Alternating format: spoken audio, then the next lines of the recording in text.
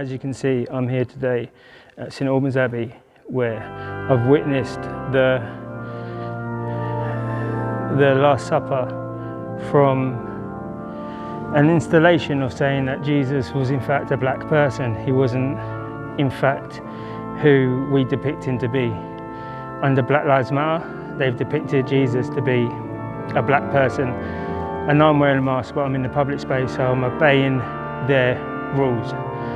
They want me to do this, so I've just got to do it. So if you can't hear me that well, then with the brilliant tunes blowing behind, then I apologise.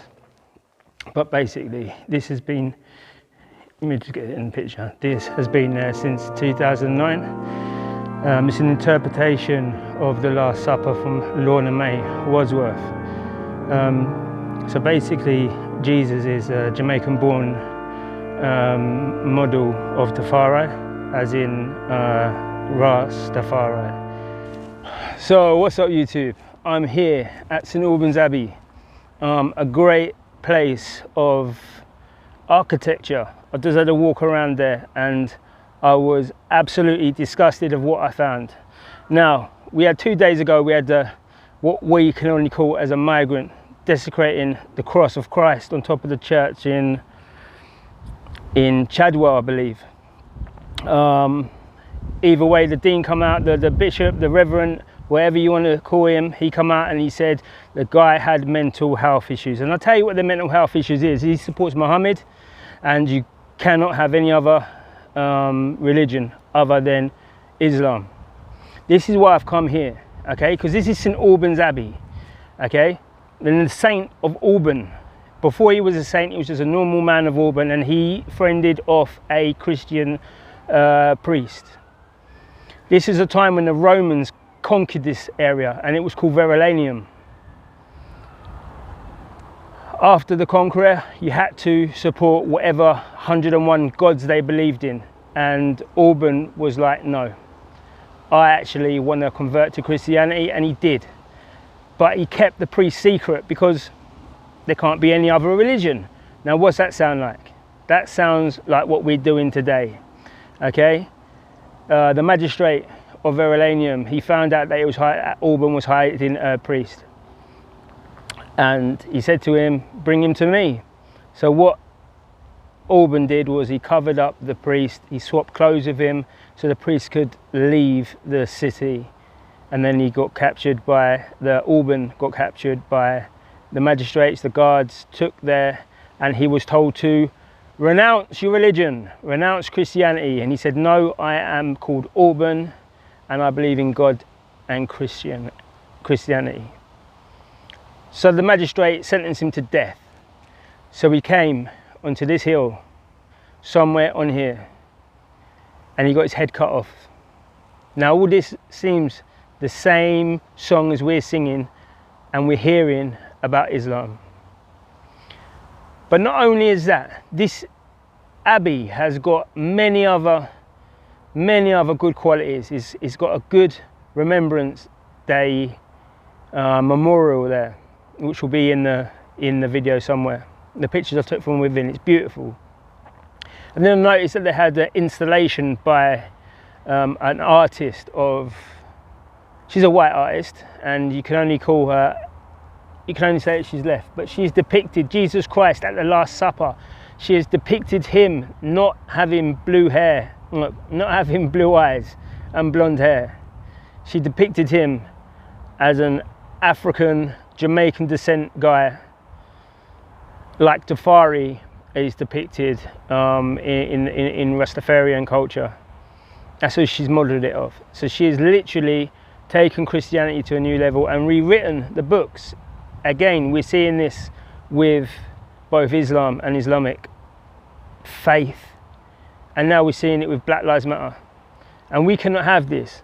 We as British people, this is why I've done British History Month, to counteract what's going on.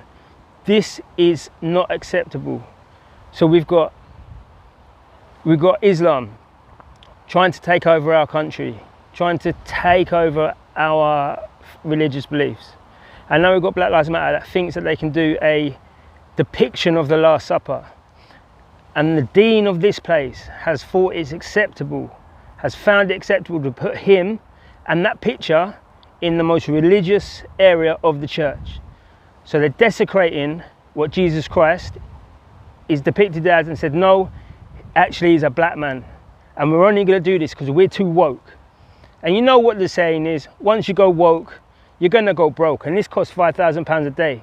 And I don't think it's getting a lot of tourists at the moment, especially through COVID. But the installation is still there. They're still representing. So Black Lives Matter is still trying to rewrite history. And you just can't rewrite this type of history. It's impossible because, yes, we live in a 92% majority white country. So why did Black Lives Matter think that it's acceptable to try and rewrite this history? Because they want to blackwashed it. They're saying everything's getting whitewashed, but all I can see from here is everything getting blackwashed. You can't even have a blackboard anymore. It's got to be a whiteboard though. What's going on? I'm telling you, they're going to start with the Isle of White and they're going to say, yo, we're going to call it the Isle of Black. It's racist. This is absolutely ridiculous. And this is the turning point. This is why British lives, this is why British history, and this is why we as a movement matter so much.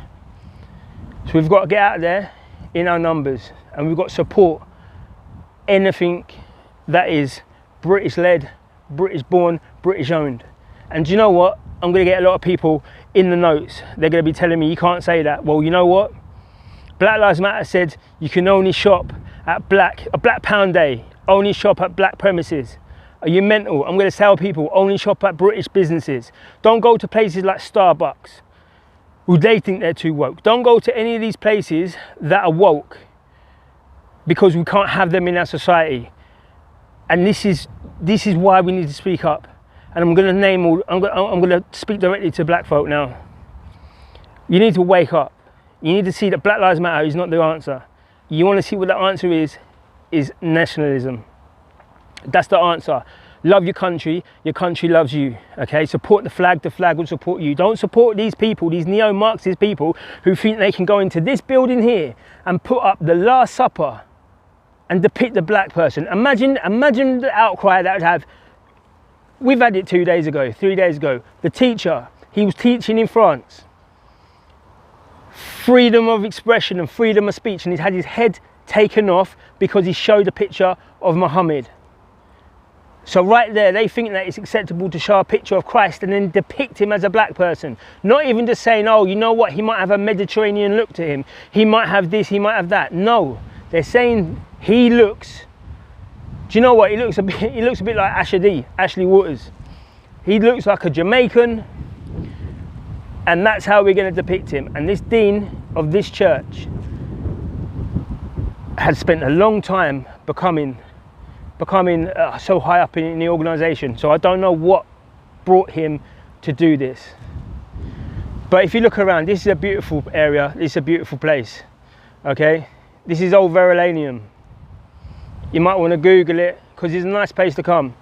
But you know what? We can't have Jesus Christ as a black man, because you know what? He wasn't. So let's not lie about things. Let's not make things up, because I'll start making things up as well. I'll start saying, you know what, I'm purple.